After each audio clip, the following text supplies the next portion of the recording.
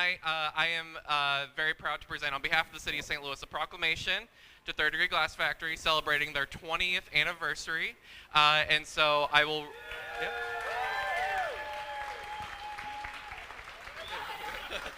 So I will read you the text of the proclamation. I know it's tiny. Whereas, on behalf of the City of St. Louis, it is my great pleasure to congratulate Jim McKelvey and Doug Auer on the 20th anniversary of Third Degree Glass Factory.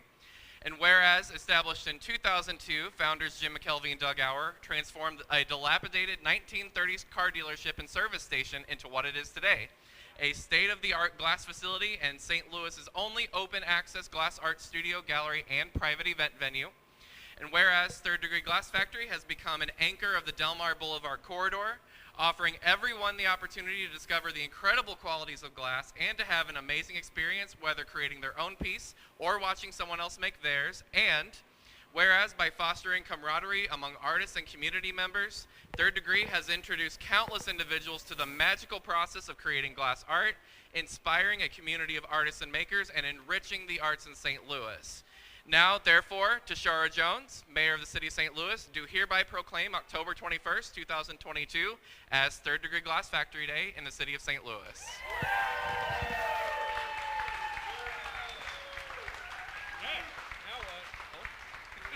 Let's see some glass blowing. Hey, thank you guys for being here tonight. Jim unfortunately couldn't join us just yet. We'll see him later tonight. You guys aren't quite ready to start, are you? You are? Oh, well, in that case, let the games begin. Yeah.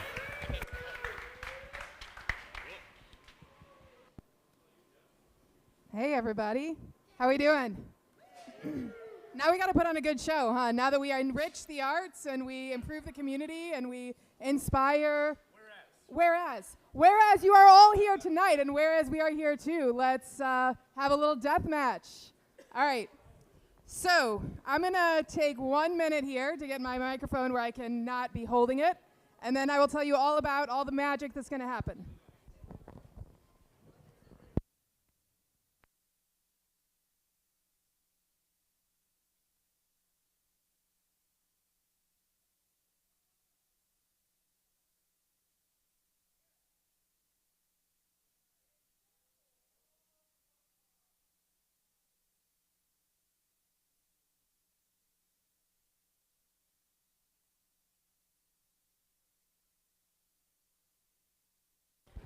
All right, we are ready to rumble. So normally on a third Friday, you will see strange and unusual things happening at Third Degree. In fact, you'll see those on any given day that you happen to walk on in because we're artists, we do strange and unusual things. But tonight is special. In October, as a tradition, we have our annual pumpkin death match. Ooh, there you go. See, now you're getting into it. And whereas that is our tradition, we are going to have two teams in this corner, led by Chris McCarthy. We have Witches Get Stitches. And in this corner, led by, wait, who's our leader? Ethan? Jampy? Jeremy Lampy over here is leading the Bone Crushers. Woo! Okay, so each team has done something entirely new this year. They have practiced. So normally we all kind of jump in here and do something, but this year we've got an extra special treat. We have experienced, they have made this one time already, so it's going to be 10 times better. Because that's our learning curve. We're really good around here. We learn fast. If we make it once, we can make it even better the second time. Or we can make an even bigger mess with it because we haven't quite learned from our mistakes. But it's probably going to be great. So we have about an hour on the clock. Are you ready? Are you ready? Are you ready? All right. 3, 2, 1, go. All right. So if you have questions as we proceed about what they're doing, throw your hand up in the air. I will make up an answer that makes some kind of sense. And we will learn about glass. So the beginning of the process for both teams is starting with what we call a gather. You can't really see it super well behind this big kiln thing in the middle. But there's a big tank of glass back there. That holds clear glass. So even though Chris came out here with this big orange glowy blob, that is actually clear glass that they're bringing to the pipe cooler. The pipe cooler is so named because it cools the pipe. When they go into that tank and they draw out glass, the metal is sitting on a hot ledge at about 2,000 degrees. It transfers the heat into the pipe. So right when they come out, they cool it so that they can handle that glass and maneuver easily. Now, often we do work in teams. Glass is a bit of a team sport. So you will see 2 glass blowers working together if you happen to come in on maybe a Tuesday afternoon. We are an open access studio. We encourage the community to come in and see what's going on, to shop our gallery, and to enjoy the space. So you can come in besides our open house and see us. But it may not be quite this hectic and active. We do work in teams. Tonight, they're working in basically 2 teams on 2 furnaces at each team. So there's multi-parts. They're going to make, both teams are assembling multi-piece sculptures, and they'll have things parked in our garage. So this big hot box here in the middle of the arena is a, apparently it's, where, do I get candy? Wait, what? So this is our garage where we can put pieces that are waiting to go. So they're going to make some things, and they'll tuck them away to use at the end when they're assembling the full sculpture. So right now, this is the beginning part. So they've each taken some gathers, and they've got glass on the end of the blowpipe, and they've put a starter bubble in. That's where they just blow a little air in there, and they start to inflate it. So the sculptures that they're making tonight will be blown. If they were solid glass, they would be extremely heavy, because glass is heavy stuff. If you think about how much a gallon of milk weighs, a gallon of glass is a little heavier. And so that big a piece of glass, you'd be like dragging it around, right? So they're inflated to keep them a little lighter and more manageable. Now over here we have Aline, who is rolling some glass that she's rolled through crushed colored glass. We call that frit. So she's applied color, and now she's putting some air pressure on the end and blowing the first bubble. So that expands a bit. Then she's going to roll it on the marver and start to shape it. So each of our artists right now is kind of working at a bench with an assistant on the part that they're making. Now Jeremy, over in the bone crushers, you can see him right now. He's just using compressed air to cool the glass off a little bit. He wants to make something bigger. To make it bigger, he needs to let that glass cool down so that it's solid, not liquid. And then he can go into the tank. Yay, I got candy. Then he can go into the tank and put more glass on it. So the really large, like wall plates and the big pieces you've seen in the galleries you walked in today, we might go in 3 or 4 times and add more glass. So each time we go in, we come out, the glass is liquid, we let it cool, and then we can go in and put more on. And we can continue to add glass that way. So Jeremy is going in for another gather in the tank. Right now, you're looking at Chris. He's inflated a little bit of a bubble down on his end. And it looks like he's waiting to cool his to go in for his second gather. So, oh, nope, he's got a torch. So that's our hot torch. You can use that to heat specific areas. But he was just teasing us with that hot torch. He's just making sure it was working. He'll probably use that later. All right. So Jeremy, you can see him up at the top of the screen. He's in the back corner here. He's putting colored frit, crushed colored glass, on his fresh gather. So you can see there, he's rolling it. There's a little aluminum scoop that's full of crushed up glass. And we can apply any color. Everything that comes out, even though it looks orange, that's all clear glass. And then he's going to apply the color to it. And now he's gone back into our reheating furnace. Now when he went into the first furnace, he gathered glass. He added to it. This furnace, he shouldn't be gathering anything, because the only thing in there to gather is pieces of the furnace or this like kind of clay we keep the glass from sticking with.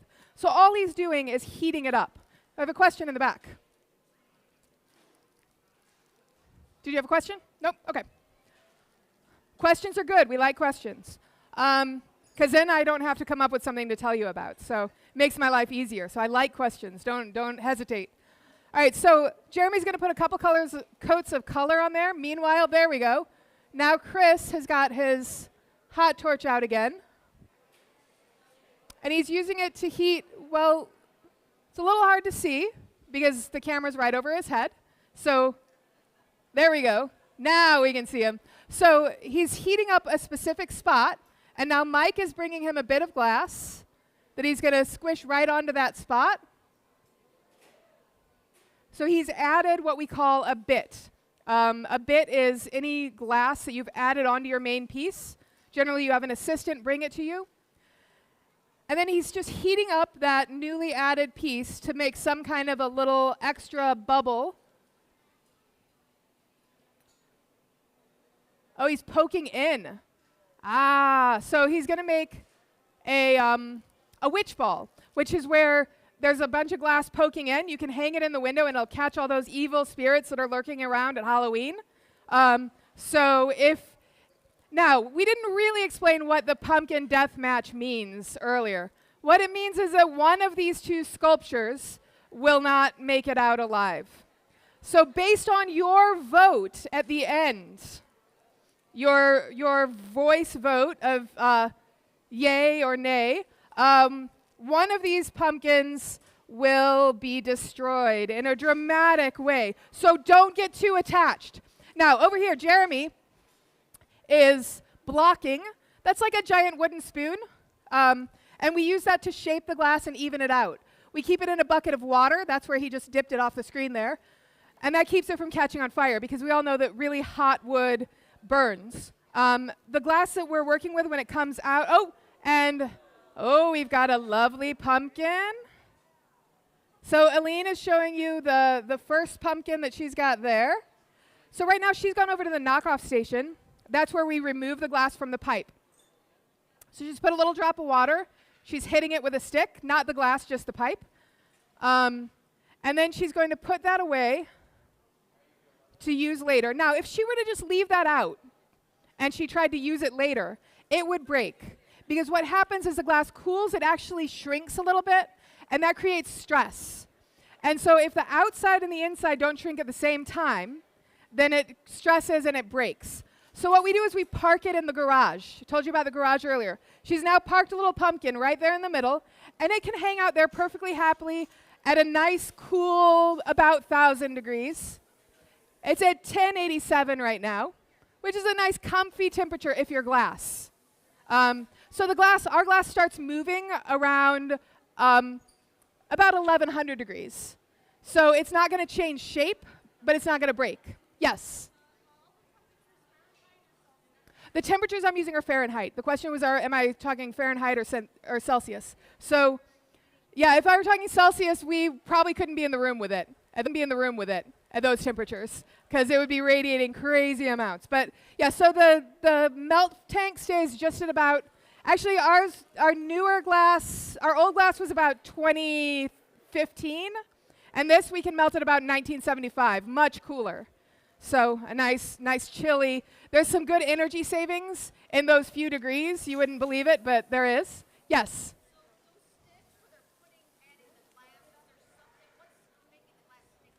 Okay, so the question is the sticks that they're using to hold the glass, what makes it stick on there? And the glass will stick to any hot metal, and it will form a permanent bond. So hot glass and hot metal, just chemically, they will stick together, as will hot glass to hot glass. So it's the heat. We've actually got, back behind the garage, there's a little bar of fire back there where we preheat the rods. Because if we stuck cold metal in, it would just make a divot. It wouldn't actually, the glass wouldn't stick to it. So we preheat it, and it's just a property of the hot glass that it is sticky to the hot metal. So the question was, does the rod have to be a certain temperature? As long as it's, I would say, what we usually do is we watch for it to start to change color. You know how on your electric oven, you've got a burner, and it's metal, and it's resisting as the current goes through it? And you can see when it starts to get a little bit dark red. That's the temperature we want. We don't want glowy white hot, but that dark red is perfect. So that's what we're looking for. So we preheat them. Okay, over here, we got things going on.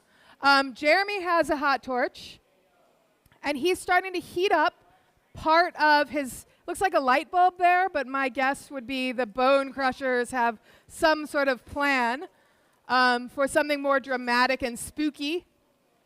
So he's just heating up 2 eye sockets. And over here, how's Chris doing? Chris is still poking in some more areas on. So each of those bits that he's brought. Now you might have noticed here, if you were watching Chris, he had a little trouble taking the jacks out. What did we say about hot metal and hot glass?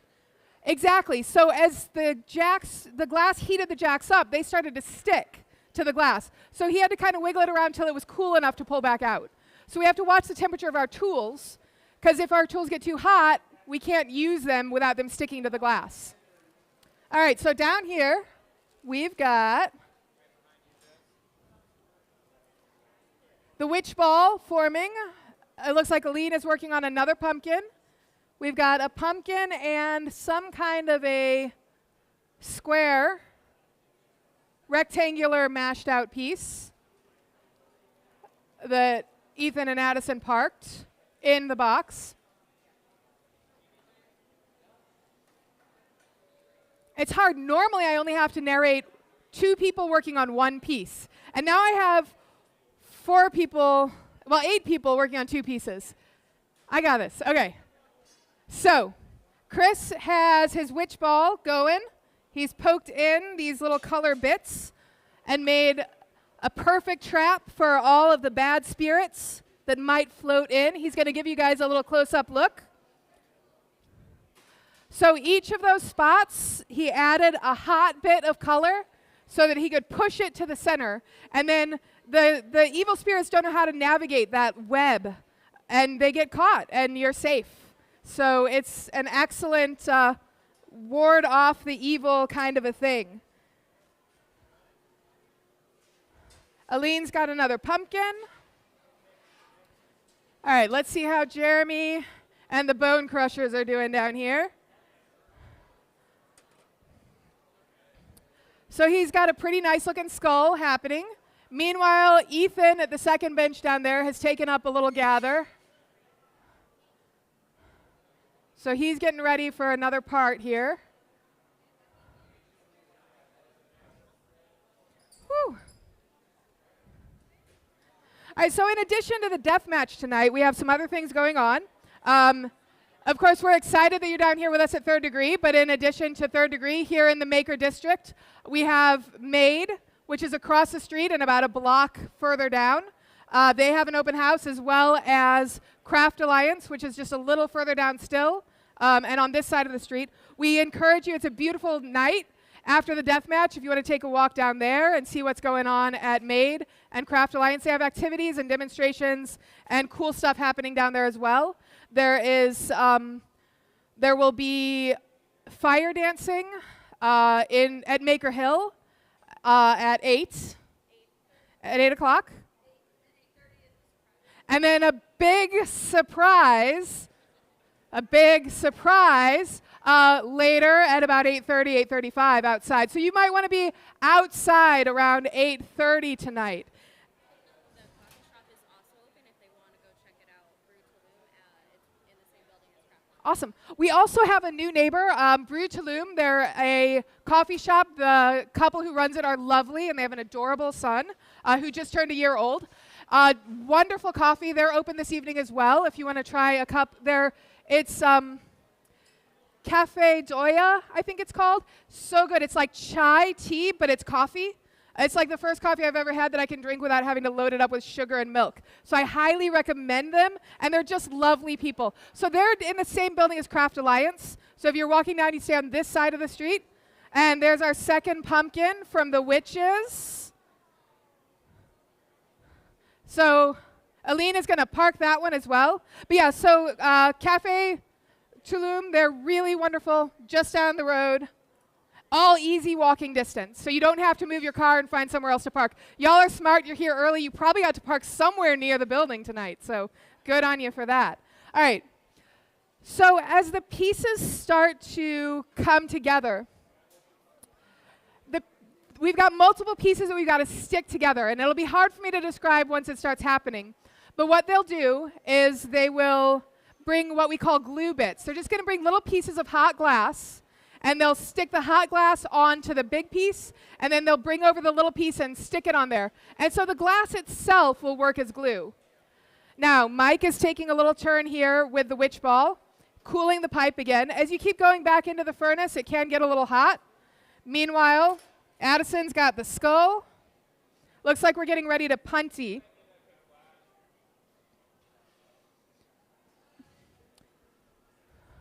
I don't know if you guys can get in close on that skull, but it's pretty wicked. You gonna give them a little view there?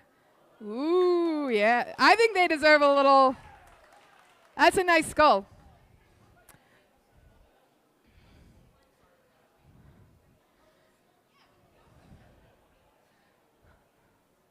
All right. So yeah, we have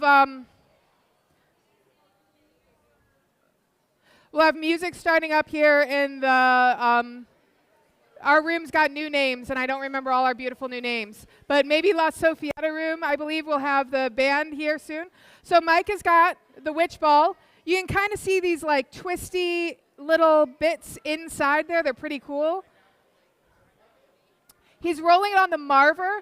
The marver is used both to shape and to cool the glass. So as he rolls the tip of that glass, he happens to be making it pointy, but the important thing he's doing is making it cool. So he's cooling down the glass so that when they inflate it, the back part of the glass rounds out and the front doesn't get too thin. So we can control the heat, and really glass blowing is temperature and gravity more than anything else. We have all these tools, but our most important things are temperature and gravity. And until you understand those two things, blowing glass is really challenging. And after you understand those two things, blowing glass is still really challenging, but you're better at it. So, all right, so you can see here, Aline and Chris are working together. Aline is inflating because it's really hard to blow in one end while you're shaping on the other end.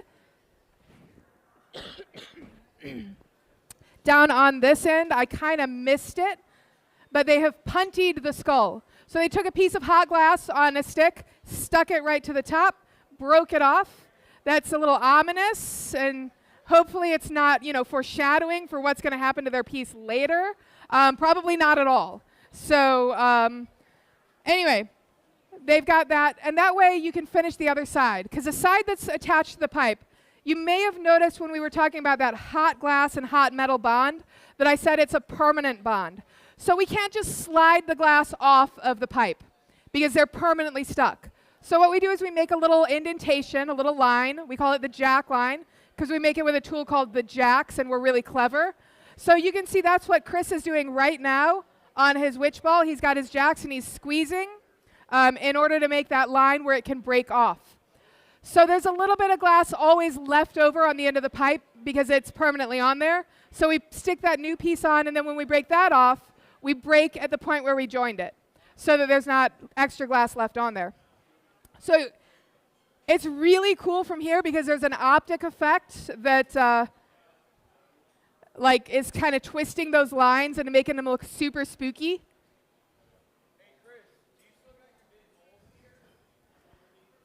All right, so over at Jeremy's bench, he is sculpting the opening at the bottom of the skull. He's got his tag, and he's using that both to cool and to shape the glass. We also have an air line. Right now he's blowing on the glass just to cool it off a little bit. He's got to get enough heat in the part he wants moving without melting all those really nice features that he put into the skull. So it's just a sort of a back and forth with the temperature right now. All right, Chris is inflating this witch ball, making it really nice and big so it gets all the bad spirits. Some of us have more demons following us than others. Some of us need a rather large one. But so it's looking like it's definitely rather ready to improve the air quality in terms of how many evil spirits are floating around there. Jeremy is probably working on opening up a mouth in his skull here. He's using that torch and heating the jawline. So maybe putting in some teeth. So one of the things I said, heat and gravity, right? So gravity's like our best friend and our worst enemy, because gravity can help us elongate the glass and create really amazing things, but also we have to fight it constantly, because we've got the glass on the end of this stick that we've got to keep rotating, and the rotation is countering the gravity. If any of them were to just stop turning right now, their piece would just sink straight down to the floor. It would just fall. So glass blowers, like when we're out in the real world, we're turning pencils and pens, we're sweeping the house, we're walking from room to room, we're turning the broom, because it's what our fingers know is really important to do all the time. So we're always turning everything. Because otherwise gravity's gonna get it. So looks like Jeremy's got some shaping tools here. He's making a nice, terrifying mouth on his skull. Meanwhile, over in the corner,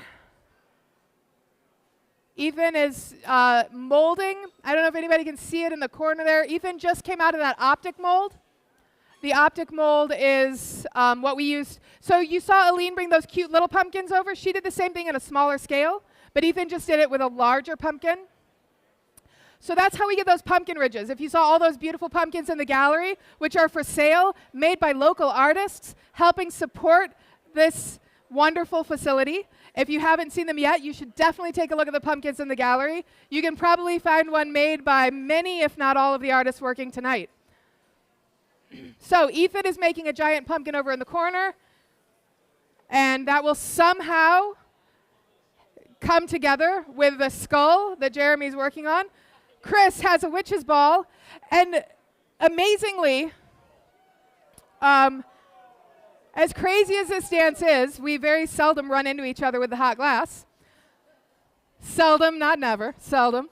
I've only been hit twice, and I've been blowing glass for like 25 years, so that's like once a decade, right? So pretty good. I bet most chefs and kitchens get it worse than that. So, all right, so the witch ball is looking good. The skull is looking good. But one will fall. So don't get too emotionally attached. I'm trying to tell myself. I got to remind myself that I can't. That's the worst part, is I always get so attached to both of them. And then, all right, so the punty. We talked about that earlier. That's what's happening right now with Mike and Chris. So you can see there's a second rod attached from the end with just a small bit of glass on it. If we do it right, the glass is hot enough to stick, but not so hot that it's fused and it won't let go later. If he puts it on too hot, it'll break out the whole bottom later on. If he puts it on too cold, it'll hit the floor. But Chris has been doing this a long time, and so has Mike. So it came off clean, so now he's ready to work the other side. So you can see similar techniques happening, even though they have very different objects. There's similar techniques that both sides are using tonight. So Mike is going in and starting to heat the top or bottom, one side of the witch ball. Meanwhile, the oven is still sitting at a nice 1080, so nothing should be. Sometimes that oven gets a little too hot, and we end up with a lot of pancakes, which isn't as cool as pumpkins. So it looks like the temperature's staying nice and steady tonight, so that's not going to happen. Any questions? Any comments? Good, good. Okay. So third degree glass factory is a bit of a misnomer. We are not a factory. If we were a factory, we wouldn't get to do this, because this is too much fun for industrial glass. This is an open access glass studio, which means we have artists who come in and rent the space to create their own work. We do make some things as a production facility. We make a lot of holiday ornaments. We make awards. We make architectural installation glass. And someone can come to us and order something from Third Degree. But also, we're a community of artists. So the work in our gallery is made by around 25 to 30 different artists who are all local and all working through the studio. So as you browse the gallery, you're going to find one-of-a-kind work that was made right here.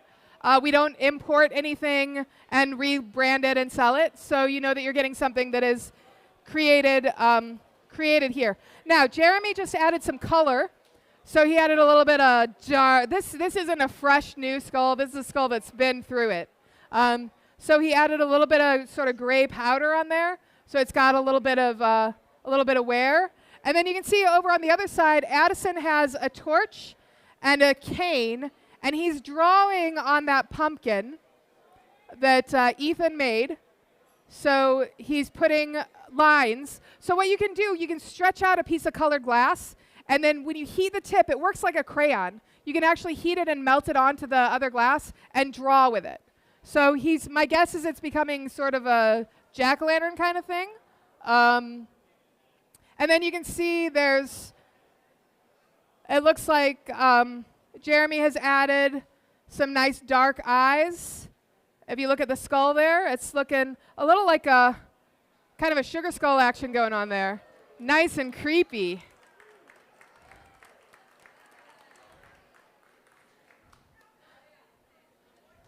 All right, so over on Chris's bench, they're adding a bit. Oh, that was some smack talk there. Okay, so they've added a little stem onto the witch ball.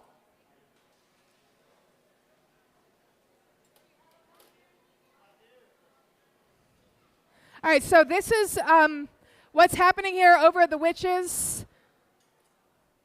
is a little tricky. So we have picked up one of the pumpkins.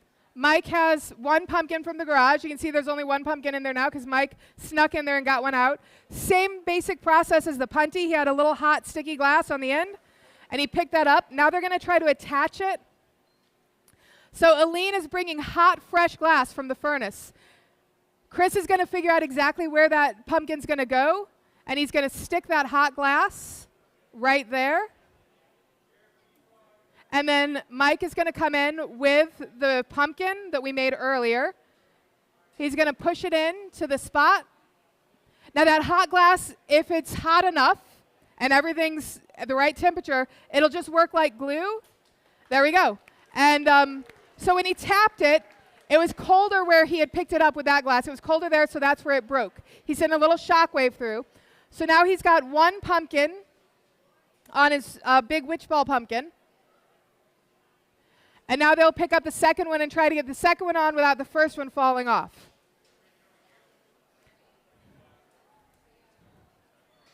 Meanwhile, so while I wasn't looking, Ethan dipped his pumpkin in water, deliberately shocking it and causing that glass to become very stressed and brittle. And then Addison hit it with a stick. So he broke out some of the bottom. So apparently they only need half a pumpkin. So he's just busting out a little bit of pumpkin.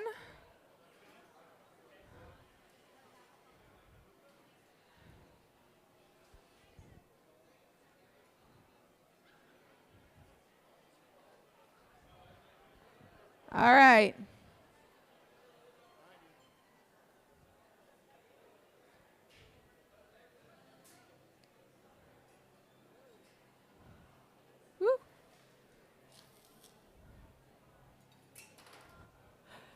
So Ethan has gone into the water again to chill the pumpkin and crack off a little bit more. They're trying to get an opening, I believe, the size that the skull will fit.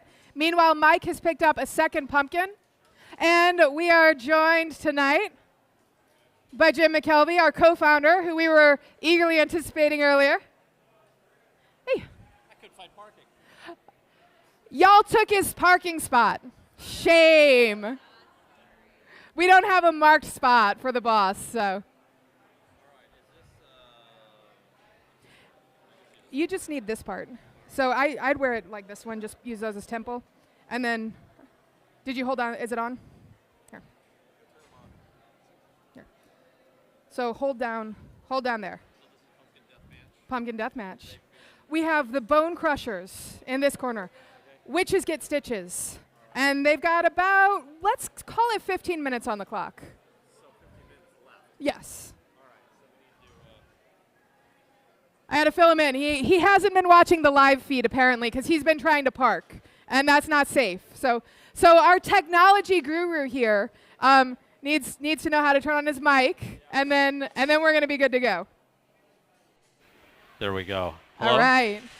And he's probably got his decibel meter ready already. Can you hear me? Yes. So welcome to the 12th Pumpkin Death Match.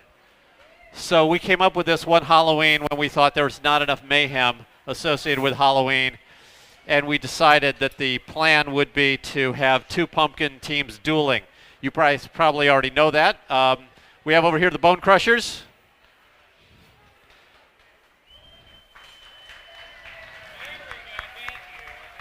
Looks like there's already been some crushing.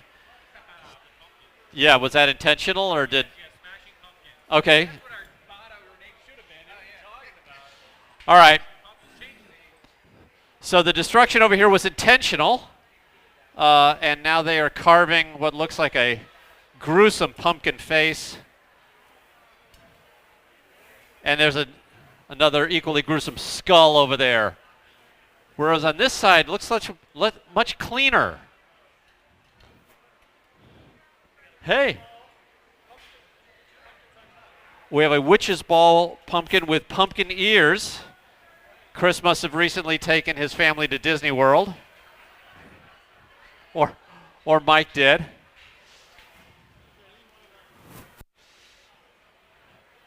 Are you guys planning any pyrotechnics? Okay, so there's an arch on the top.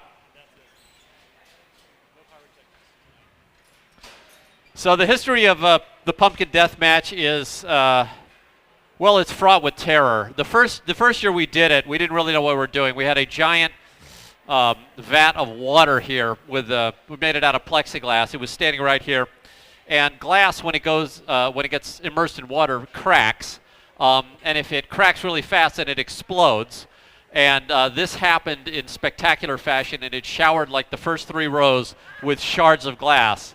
So we're not doing that tonight. It's okay. Cool, but maybe tone it down a little bit. So we've come up with a series of wonderful ways to destroy the pumpkin, the losing pumpkin. But the losing pumpkin will be determined by your vote, and it's a strict vote. I have an audio meter on my phone, and the louder you cheer for the winner, the harder it is for the loser to go down. So how many of you guys have been to Third Degree before? Everybody, right? How many were here 10 years ago? Okay, Jess was. Quigley here. He was one of our first people. Has anyone made it all 20 years? Mr. Jim Gridwald, even though he's masked, I recognize him. Okay, we got another chunk of a pumpkin going on here. Oh, this looks like part of an arch. Is this going to be part? Is this an arch? Is what? He sounds incredulous, but all they right, practiced. okay. They swear they practiced. So this is what is known as pandering. We've had pandering as a strategy in the Pumpkin Death Match. One of the teams during one of the Third Fridays where we were up against the Cardinals. The Cardinals had a game, and we were in the playoffs. And so one of the teams shamelessly made a cardinal and perched the cardinal on their pumpkin, virtually guaranteeing a victory. But seeing that, the other team very quickly made a rally squirrel and stuck the rally squirrel on theirs, and they won. So there's a little bit of pandering going on over here. We have an arch. So, oh, oh. Oh, no. So Remember what I told you about glass exploding when it gets cold? And earlier I told you didn't want to take anything out of the reheating furnace? Well, because there's nothing in there you want to have? So, yeah. There's a All right. reason why glass isn't cheap. Yeah. It does this. All right, so do we have enough time to get can you guys get an entry? Should we give them an extra 10 minutes? All right. But I think if we're going to give them an extra 10 minutes, we need to give this team something. Would you got drinks? Okay, so we They need get to an have extra somebody. drink ticket. I'll buy beers for this team. Would anyone like to run to the bar and buy some beers for the team? All right. Yes, Maybe run. someone who's not actively Yes, competing. how many do you yes. need? 5 beers. 5 Well, 6. good ones. Get good ones. Good. I'm good joining beers. their team. All right. So that evens that out. Okay, so we're going to make this. You guys get an extra 10 minutes. You guys better get something together, and I will go to the official stopwatch here, and we have 10 Now- minutes back on the clock. It's especially challenging, and those beers are well earned because it's really hard to maintain glass. Once you finish your piece, trying to maintain it, not let it get too cold, not let it get too hot, and not have that happen is really challenging. So those are some well-deserved beers, and hopefully they don't drink them too soon so that they can keep this one alive long enough to compete. We'll see what happens. Okay, official time. We got 17 minutes on the clock. Now, the beers may be an advantage, but the extra time may not be an advantage for this team because everything is precisely timed.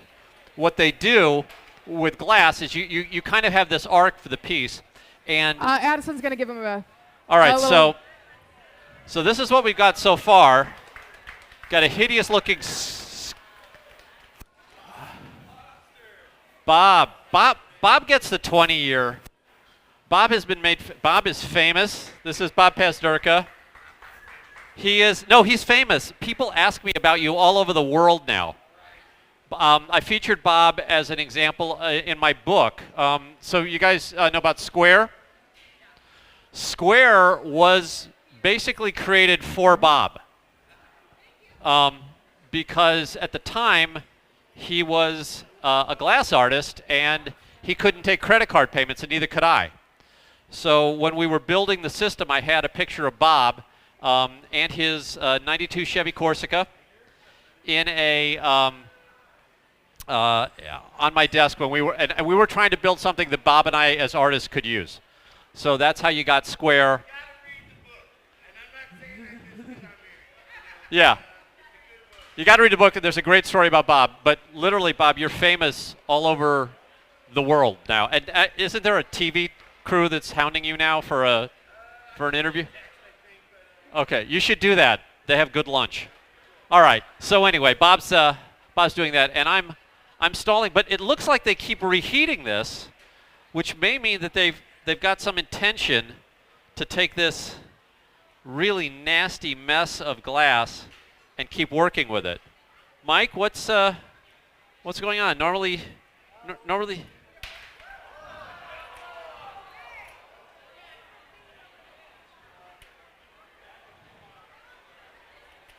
All right.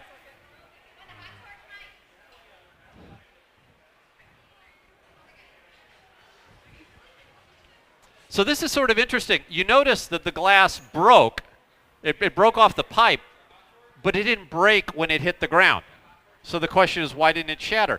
And the answer is, glass doesn't shatter if it's over 12 or 1300 degrees Fahrenheit. So if you have a hot piece of glass, it will bounce because glass, when it is when it's hot, it's basically a plastic material. It's like mud. It will deform, but it won't crack. It only cracks when it gets down below a certain temperature. So this situation happened because the part that was near the blowpipe was cold, but the other part was hot. So when it hit the ground, it didn't break. And it looks like Addison is helping out his competition here by donating A really fancy torch. Seriously? That's a custom-made torch. We're all fancy here. Oh my God! Yeah, this is a. It's for every kid who ever wanted a laser gun. So, you know. All right, so I can't figure out exactly what Mike is doing, but what Mike is doing here, he looks like he put a hole in it. That seemed intentional. And now, let me see if I can find out if there is a strategy here. So what the heck are you guys doing? Okay, so the strategy for this team is to just cover it with more pumpkins. Yeah, sometimes less is more. This would be an example of more is more. All right. Oh. He wants this. All right.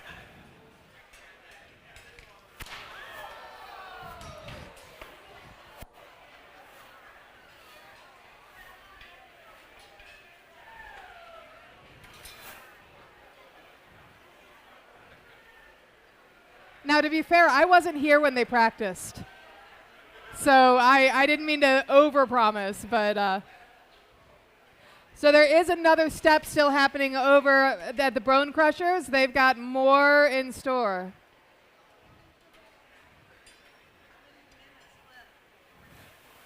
Oh, what's our time? The official pocket time, we are down to 12 minutes. 12 minutes. So 12 minutes, so you guys have 12 minutes, and it looks like they're adding a horn, or I don't know what it is.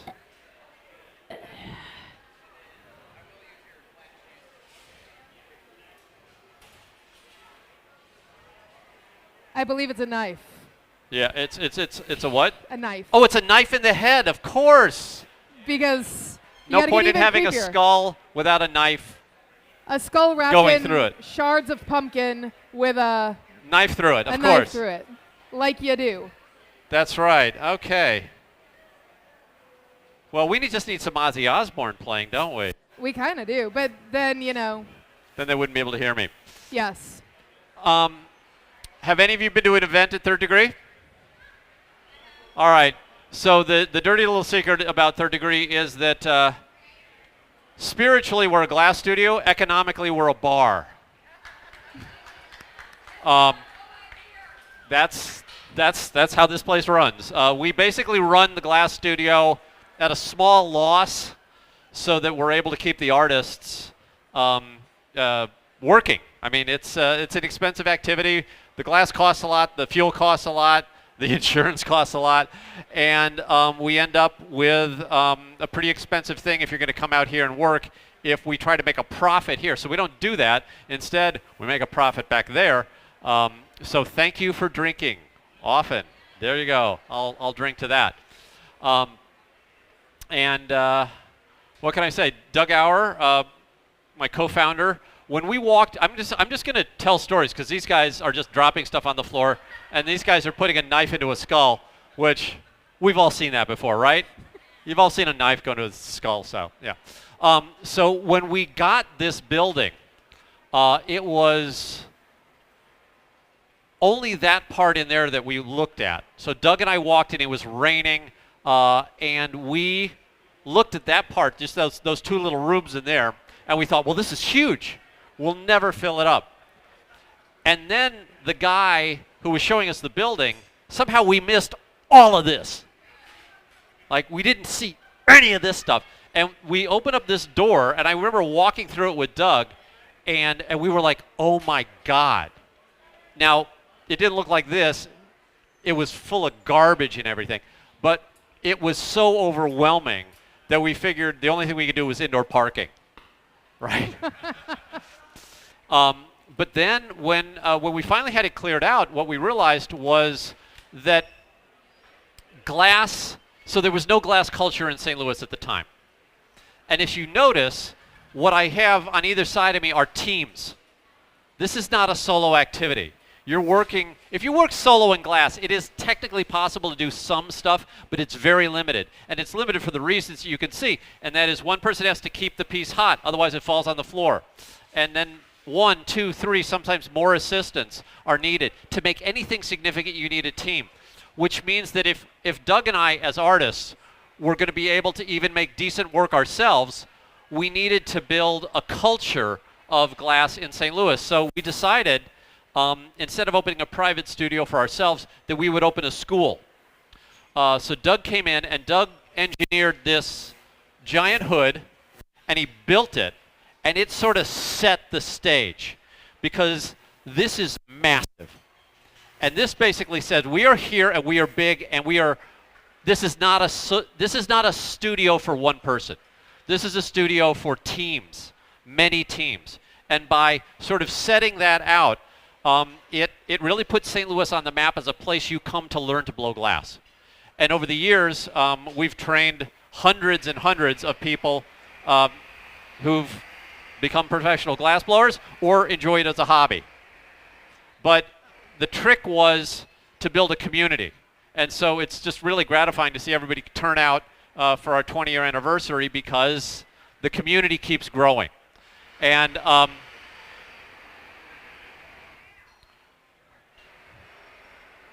and it's even grown a little bit beyond this studio, because it turns out it grew so much that we then overwhelmed this studio. So we built another glass studio right across. So the next building over, Delmar Lee's Chinese restaurant, like the building right behind that, there is yet another glass studio with 2 more furnaces and glory holes and benches and all that stuff. So so we keep growing here. And then, of course, Made across the street. Has everyone been to Made? Okay. Oh, you were clapping for him. That's awesome. So we have a dagger through the skull, and any chance you're going to mess up the heat and drop that on the floor? There's no chance. They got to keep it hot. So if you haven't been over to Made, it is this wonderful resource. We are the only city in the nation that was able to save Tech Shop. So Tech Shop had these, they had a dozen of these things around the country, millions of dollars of tools that were supposed to be public access, and then Tech Shop went bankrupt.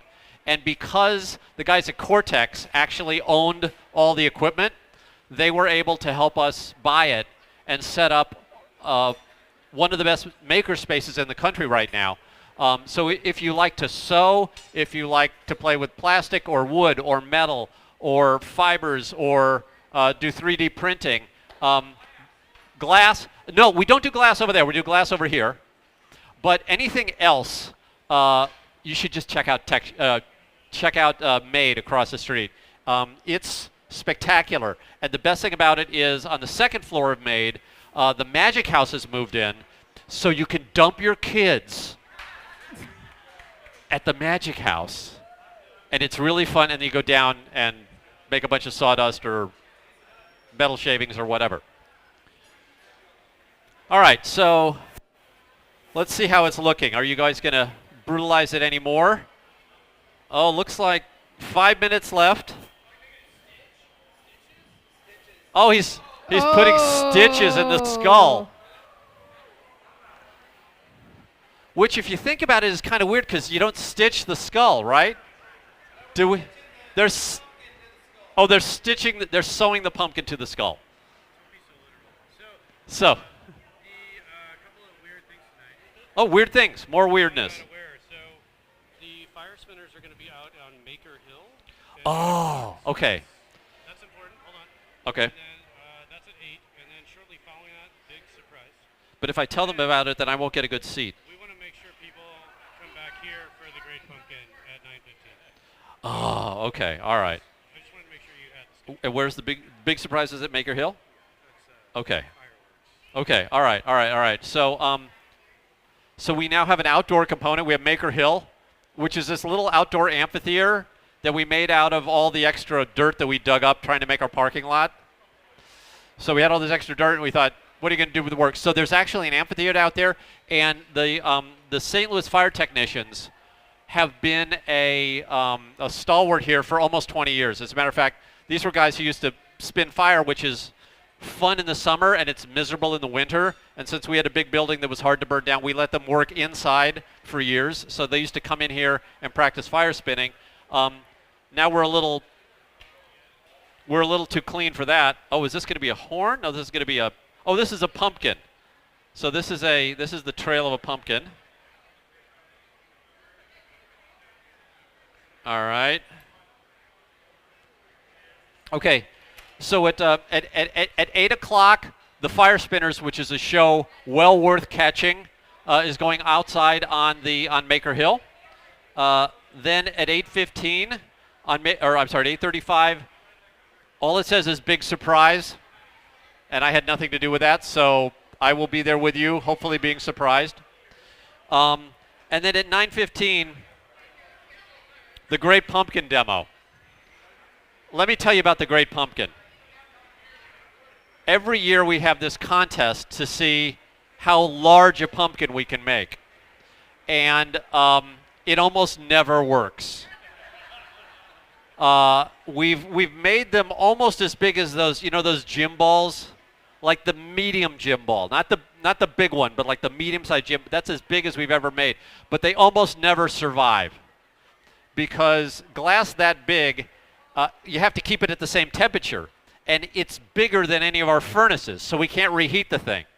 So we basically have to make this massive glob of glass. We get our strongest glass blowers here. They struggle to make this thing, and it's made in the last second. So we get this like basketball-sized piece of glass, super hot, and then we blow it up to be this big, and then we have to put a stem on it. And we don't get any reheats, which means that the thing is cooling, and while it's cooling, it's also collapsing. And while it's collapsing, we're fanning on it, but we're trying to keep it warm so it keeps blowing. It's chaos. It's reasonably dangerous and very entertaining to watch. But don't expect to take it home. Although I do think we give away the Great Pumpkin when. Okay, there's a giveaway, please. Oh, the pieces from the flood. Okay, so you guys know about the flash flood, right? We opened up a surf camp in here for about 5 hours in the middle of summer.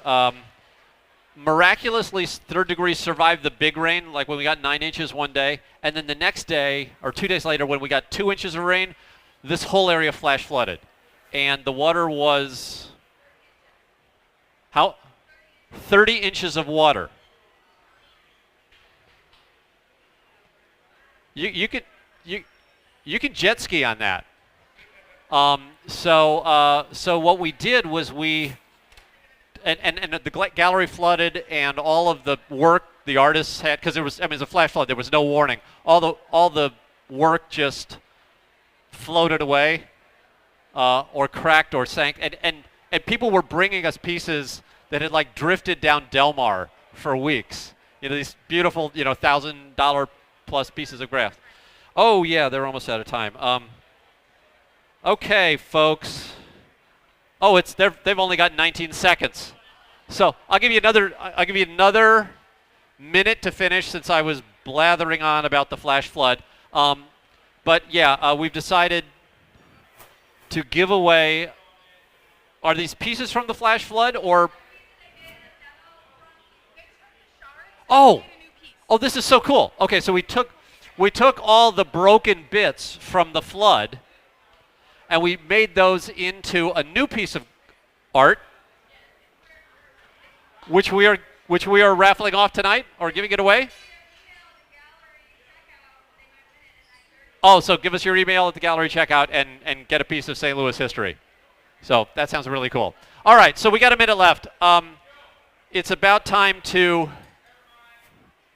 do this. Are you guys ready? Team A. All right, this team, are you guys ready?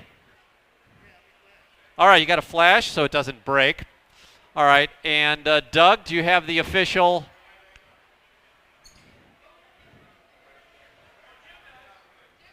Jim, okay. Jim used to own a company that installed telephone systems, among other things, so he is our audio engineer, and he is that deep voice you hear when you call Third Degree and get voicemail. Welcome to Third Degree Glass Factory. All right. All right. So, ladies and gentlemen, I think you guys...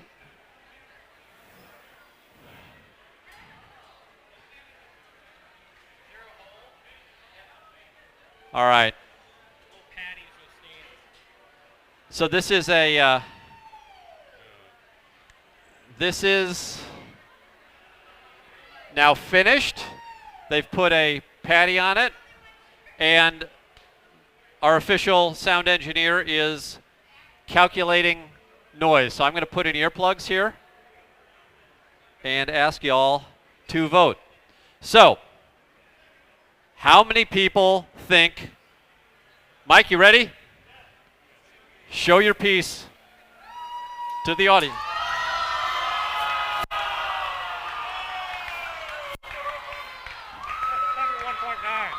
What? Okay. So you may think this automatically guarantees this team won. However, your shock recorded over 100 decibels there. And according to the rules, which we follow strictly, if this team does not exceed 104 decibels, oh, I'm sorry, 101 decibels, then their piece has to be destroyed, and this piece, which is all over the floor, will be declared the winner. So are you ready? How many people think this piece is the winner tonight?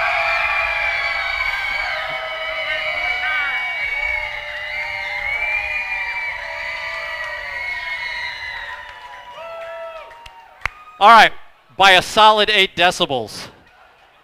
This piece is the winner. Normally we have a very elaborate destruction process, but let's face it, you've been watching that the entire time, haven't you? Like, it's just been chaos. This is not the first time this piece has hit the floor. It's not the second time the piece hit the floor. Oh, there is one piece left to splash. Okay, so we're going to destroy part of it.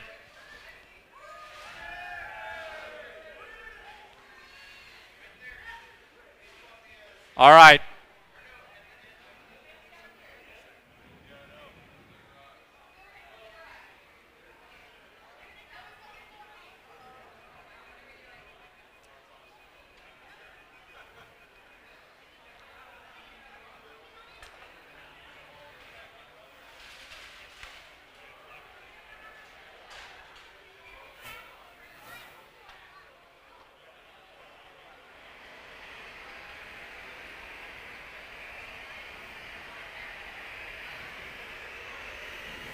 Oh.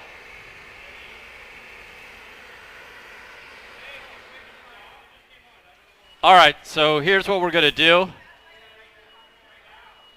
Doug is going to go up to the roof. Chris is going to put the losing pumpkin.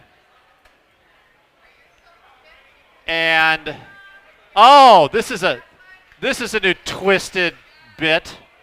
It looks like Doug Auer is going to drop a real pumpkin on the losing pumpkin, smashing it.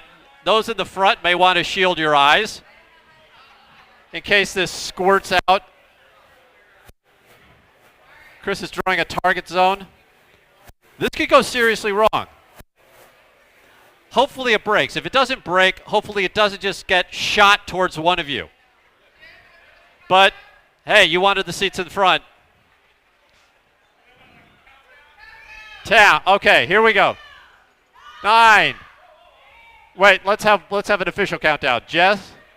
Okay, here we go. 10, 9, 8, 7, 6, 5, 4, 3, 2, 1. Oh!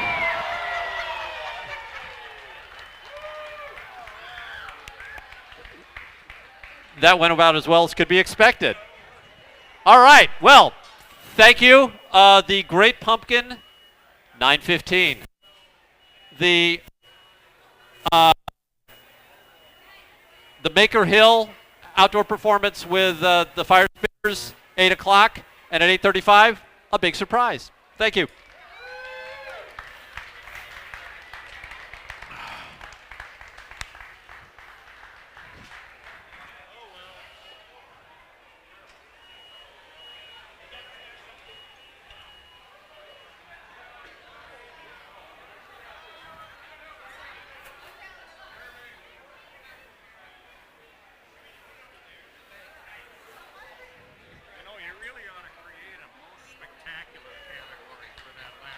I know. If you can tell, we're not that organized when it comes to this stuff. It's all in fun. It is.